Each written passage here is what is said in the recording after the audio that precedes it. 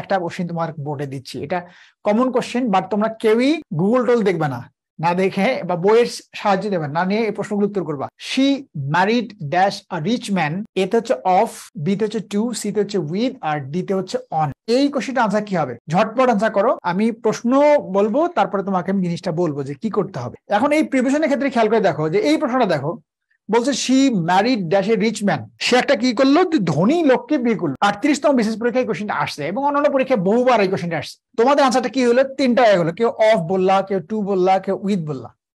Normally কি হয়, তুমি এটাকে বাংলা চিন্তা করলে কি দাঁড়ায়, যে বাংলা চিন্তা করলে সে একটা ধনী মানুষের সাথে তার বিয়ে হলো। বাংলায় আমরা চিন্তা করলে কি হয়, যে তার ধনী মানুষের সাথে বিয়ে হলো, সাথে সাথে থাকলে উইথ, এই চিন্তা করে তোমরা উইথ দিয়েছো।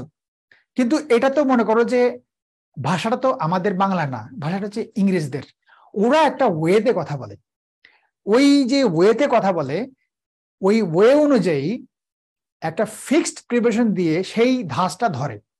এখন যেটা ফিক্সড প্রিপোজিশন বসিয়ে দিয়ে এই কাজটা করে ওইটা হচ্ছে অ্যাপ্রোপ্রিয়েট প্রিপোজিশন, ঠিক আছে?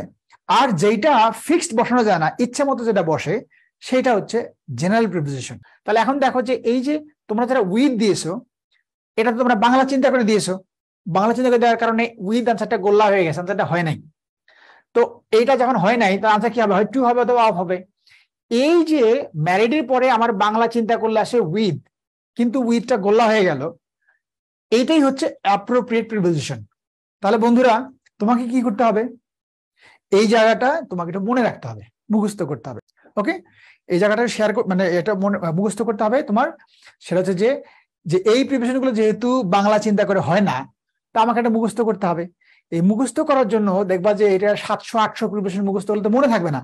আমি আগেই বলছি যে তোমার চাকরি পাওয়াটা দরকার, অর্থাৎ তুমি কথা বলতে গেলেও বা তুমি লিখতে গেলেও তোমার সব প্রিপারেশন লাগে না। তাহলে ওই প্রিপারেশন তোমাকে বাছাই করতে হবে কতটুকু তোমার লাগবে। প্রিপারেশন যেটা করতে হবে তোমাকে, যেটা ফার্স্ট কাজটা করতে হবে অ্যাপ্রোপ্রিয়েটের ক্ষেত্রে, যতগুলো বিশেষ পরীক্ষায় এই অ্যাপ্রোপ্রিয়েট গুলো আসছে ফার্স্ট হচ্ছে এগুলো পড়বা। নাম্বার 1, মানে বিসিএস এর প্রিভিয়াস কোশ্চেন গুলো যে যে ওয়ার্ড গুলো আসছে ওই ওয়ার্ড গুলো আগে পড়বা। তাহলে নইলে কিন্তু তোমার অনেক পড়তে হবে, সেই পড়াও তুমি শেষ করতে পারবে না এবং মনেও থাকবে না।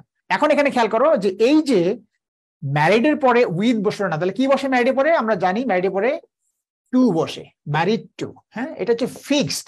যখনই পরীক্ষায় কোশ্চেনটা ম্যারিড আসবে তখন তুমি টু দিয়ে দিবা, ম্যারিড টু। ওকে, এটা মনে রাখতে হবে। এইরকম কিছু ওয়ার্ড যেটা ফিক্সড প্রিপোজিশন বসে, এটা তুমি মনে রাখার চেষ্টা করবা। এটা হচ্ছে অ্যাপ্রোপ্রিয়েট প্রিপোজিশন।